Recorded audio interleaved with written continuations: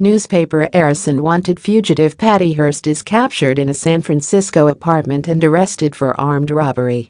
On February 4, 1974, Patricia Hearst, the 19-year-old daughter of newspaper publisher Randolph Hearst, was kidnapped from her apartment in Berkeley, California, by two black men and a white woman, all three of whom were armed. Her fiancé, Stephen Wade, was beaten and tied up along with a neighbor who tried to help. Witnesses reported seeing a struggling Hearst being carried away blindfolded, and she was put in the trunk of a car. Neighbors who came out into the street were forced to take cover after the kidnappers fired their guns to cover their escape. 3 days later, the Symbionese Liberation Army, SLA, a small U.S. leftist group, announced in a letter to a Berkeley radio station that it was holding Hearst as a prisoner of war. 4 days later, the SLA demanded that the Hearst family give $70 in foodstuffs to every needy person from Santa Rosa to Los Angeles. This done, said the SLA, negotiations would begin for the return of Patricia Hearst. Randolph Hearst hesitantly gave away some $2 million worth of food. The SLA then called this inadequate and asked for $4 million more.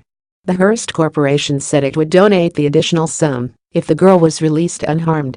In April, however, the situation changed dramatically when Patty Hearst declared, in a tape sent to the authorities, that she was joining the SLA of her own free will.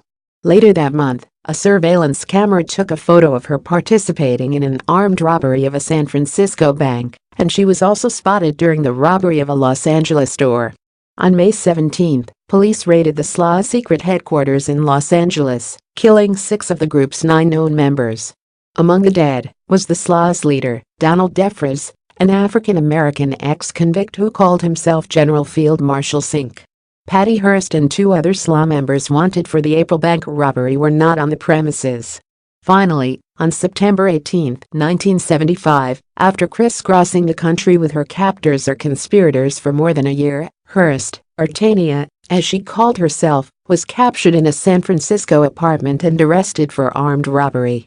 Despite her later claim that she had been brainwashed by the SLA, she was convicted on March 20, 1976, and sentenced to 7 years in prison. Her prison sentence was commuted by President Jimmy Carter, and she was released in February 1979. She later married her bodyguard. In 2001, she received a full pardon from President Bill Clinton.